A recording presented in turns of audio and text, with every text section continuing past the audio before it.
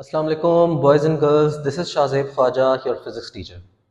आज की क्लास में हम लोगों ने क्लास 9th का चैप्टर नंबर 2 स्टार्ट करना है और चैप्टर का नाम है काइनेमेटिक्स। आज के लेक्चर में हम लोग देखेंगे कि मैकेनिक्स क्या होता है, फिर मैकेनिक्स की फर्दर आगे ब्रांच काइनेमेटिक्स और डायनामिक्स में क्या डिफरेंस है।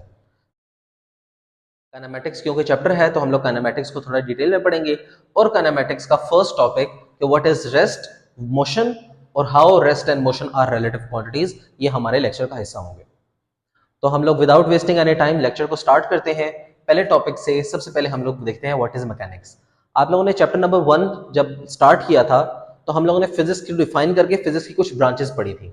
उनमें से जो पहली ब्रांच थी दैट वाज मैकेनिक्स। तो मैकेनिक्स बेसिकली फिजिक्स की एक ब्रांच है।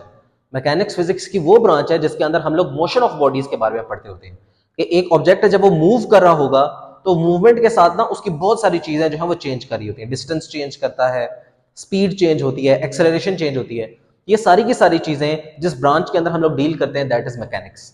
रॉकेट्स को आसमान पे भेजना, किस स्पीड से रॉकेट को लॉन्च करना है, किस टाइम पर रॉकेट जाकर पहुंचेगा, ये सारी कैलकुलेशन जो है जिस ब्रांच के अंदर होती है ना वो मैकेनिक्स ही कहलाती है। तो mechanics is the branch of physics that deals with the motion of objects. ये फिजिक्स की वो ब्रांच है जो कि ऑब्जेक्ट्स के मोशन के साथ डील करती है, उसको हम लोग मैकेनिक्स बोलते हैं। अब ये जो फिजिक्स की ब्रांच ऑफ मैकेनिक्स है that is further divided into the kinematics and dynamics. वो काइनेमेटिक्स और डायनामिक्स के अंदर डिवाइड हुई हुई है। व्हाट इज काइनेमेटिक्स, अभी हम लोग देखते हैं काइनेमेटिक्स क्या है। तो काइनेमेटिक्स बेसिकली फिजिक्स की वो ब्रांच है, it is a branch of mechanics. Kinematics mechanics की ब्रांच है, वो ब्रांच जिसके अंदर हम लोग मोशन ऑफ बॉडीज को तो पढ़ेंगे, मोशन ऑफ बॉडीज तो मैकेनिक्स में भी पढ़े हैं, लेकिन काइनेमेटिक्स और डायनामिक्स में छोटा सा डिफरेंस है। काइनेमेटिक्स में भी मोशन पढ़ना है, डायनामिक्स में भी मोशन ऑफ बॉडीज पढ़ना है, लेकिन काइनेमेटिक्स में हम लोगों ने कॉजेज ऑफ मोशन नहीं पढ़ना। हम लोग ये तो पढ़ेंगे बॉडी मूव करी है, लेकिन क्यों मूव करी है इससे हमारा कोई सरोकार नहीं होगा, दैट इज काइनेमेटिक्स। और डायनामिक्स के अंदर क्या होता है, डायनामिक्स के अंदर भी हम लोग मोशन ऑफ बॉडीज के बारे में पढ़ते हैं, लेकिन इसके अंदर हम लोग कॉजेज भी पढ़ते हैं कि किस वजह से बॉडी मूव कर रही थी। तो ये सिर्फ डिफरेंस है, इसके अंदर कॉजेज नहीं पढ़ी जाती, इसके अंदर कॉजेज पढ़ी जाती है, दोनों मोशन ऑफ बॉडीज को डील करती है।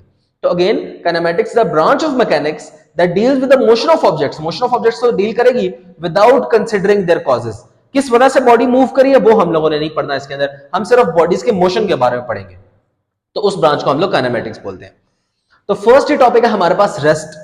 रेस्ट आप लोग भी करते हैं, हम भी करते हैं, रात के टाइम रेस्ट करते हैं ना, बेड पर जाकर रेस्ट कर रहे होते हैं, ये वही वाला रेस्ट है। तो रेस्ट को डिफाइन किस तरह करेंगे, रेस्ट को डिफाइन इस तरह करते हैं कि अगर एक बॉडी अपनी पोजीशन को चेंज नहीं करी टाइम के साथ तो वो रेस्ट पर है। जिस तरह ये देखिए, ये बोर्ड आपके सामने है ना, ये रेस्ट पर है, मूव तो नहीं कर रहा, अपनी पोजीशन नहीं चेंज करा, एक ही जगह पर है। टाइम जितना मर्जी आप बढ़ाते हैं, लेक्चर 10 मिनट 15 मिनट का लेक्चर होगा, ये बोर्ड हिलेगा नहीं, तो इस वजह से जिसको हम लोग बोलते हैं ये रेस्ट पर है। If a body is not changing position with respect to time then it is at rest, वो रेस्ट पर होगा। और अगर बॉडी अपनी पोजीशन को चेंज कर रही है विद रिस्पेक्ट टू टाइम तो वो मोशन के अंदर होगा। जिस तरह गाड़ी को जब हम स्टार्ट करते हैं, गाड़ी को चलाते हैं, तो गाड़ी अपनी पोजीशन को चेंज कर रही होती है, जैसे जैसे टाइम बढ़ा है गाड़ी अपनी पोजीशन को चेंज करती जा रही है, तो वो मोशन के अंदर होगा। तो अगर बॉडी नहीं चेंज करी पोजीशन को तो रेस्ट में है, अगर बॉडी पोजीशन को चेंज करी है तो वो मोशन के अंदर है। अब ये बहुत इंपॉर्टेंट सवाल है कि how rest and motion are relative quantities. ये रिलेटिव क्वांटिटीज किस तरह। पहले तो आपको ये कॉन्सेप्ट ऑफ रिलेटिविटी समझ आना था, रिलेटिव होता क्या है। रिलेटिव का मतलब क्या है कि ये एब्सोल्यूट क्वांटिटीज नहीं है, ये चेंज हो सकती है। मतलब एक बॉडी अगर आपके लिए रेस्ट पर है ना तो शायद वो मेरे लिए रेस्ट पर ना हो, और अगर कोई बॉडी मेरे लिए रेस्ट पर है शायद आपके लिए रेस्ट पे ना हो। ये चीज समझना बड़ा मुश्किल होगा, लेकिन हम लोग बड़ा आसान करके देखेंगे, जरा देखिएगा। देखेंगे rest and motion are relative quantities, ये दोनों रिलेटिव क्वांटिटीज हैं। रिलेटिव क्वांटिटीज का मतलब ये ऑब्जर्वर पे डिपेंड करे, चेंज हो सकती है। कोई भी बॉडी एब्सोल्यूट रेस्ट पर नहीं होगी, हमेशा रेस्ट पर नहीं होगी, कोई भी बॉडी हमेशा मोशन में नहीं होगी। वो सारा का सारा because they depend upon the observer, वो सारा का सारा ऑब्जर्वर पे डिपेंड कर रहे हैं। अभी हम लोग इसकी सिंपल सी एग्जांपल देते हैं, जरा उसको देखिएगा। एग्जांपल देखिए इसकी क्या है। देखिए एग्जांपल में पहले आपको डायग्राम से समझाता हूं। सपोज करें कि एक डायग्राम के अंदर ट्रेन है और ट्रेन के अंदर ना ये दोनों बंदे बैठे हुए हैं। अब ये वाला बंदा जब अपने साथ वाले बंदे को सीट पे बैठे हुए देख रहा है ना, क्योंकि दोनों बंदे बैठे हुए हैं, तो ये वाला बंदा इसको बोल रहा होगा हाँ भाई ये रेस्ट पर है क्योंकि सीट पे बैठा हुआ है, और ये वाला बंदा इसको बोल रहा होगा कि ये रेस्ट। ये दोनों एक दूसरे के हिसाब से रेस्ट पर है। मतलब ये बंदा इसको ऑब्जर्व कर रहा है तो ये कह रहा है जी रेस्ट पर है, ये बंदा इसको ऑब्जर्व कर रहा है कह रहा है वो भी रेस्ट पर है। मतलब these two gentleman are at rest, ये दोनों जो है वो रेस्ट पर बैठे हैं। लेकिन अगर एक थर्ड पर्सन यहां पर इन्वॉल्व हो, ये थर्ड पर्सन ट्रेन से बाहर देख रहा है और ट्रेन मूव करती हुई जा रही थी, तो उसके लिए ये दोनों बंदे जो सीट पे बैठे हुए थे वो मूव कर रहे हैं। ठीक है, ये बंदे क्योंकि ट्रेन के अंदर थे, इनको ट्रेन के अंदर बैठे हुए एक दूसरे को, क्योंकि दोनों बैठे हुए, तो बैठी हुई चीज किस पे होती है, रेस्ट पर होती है। इनको लग रहा होगा भाई हम रेस्ट पर हैं, लेकिन एक बंदा जो बाहर से ऑब्जर्व कर रहा है उसके लिए वो मोशन पर है। तो देखिए, ये देखिए सारा का सारा किस पर डिपेंड कर रहा है, ऑब्जर्वर पर डिपेंड कर रहा है। अंदर वाले ऑब्जर्वर को रेस्ट लग रहा है, बाहर वाले ऑब्जर्वर को मोशन में लग रही है बॉडीज। तो इसकी जरा डिटेल्स देख लेते हैं। They are relative quantities such as, अगर हम लोग if the two persons are travelling in a same bus, अगर दो पर्सन बस में ट्रैवल कर रहे हैं, then they are at rest with respect to each other. तो एक दूसरे को जब देखेंगे ना, ये कहेंगे भाई ये रेस्ट पर है।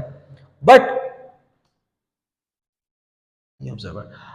if the observer outside the train observed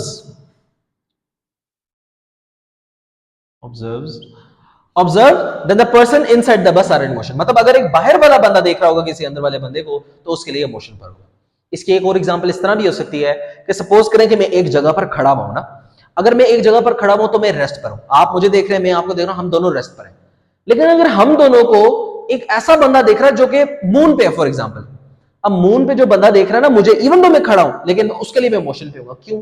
because देखिए अर्थ तो रिवॉल्व कर रही है ना सन के इर्द गिर्द, तो एक बंदा जो चांद पर बैठा हुआ है, ये एक बंदा जो स्पेस से हमें ऑब्जर्व कर रहा है, क्योंकि अर्थ रिवॉल्व कर रही है सन के इर्द गिर्द, तो उसके एतबार से हम मोशन में हैं।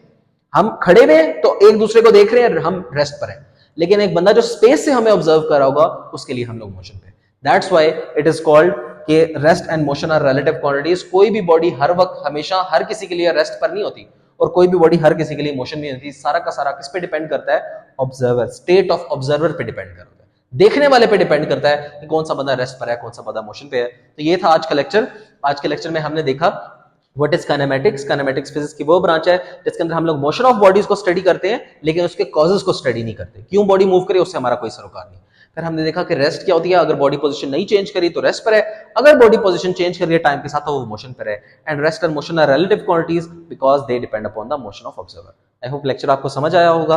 अगर कोई क्वेश्चन हो तो आप लोग कमेंट सेक्शन के अंदर पूछ भी सकते हैं।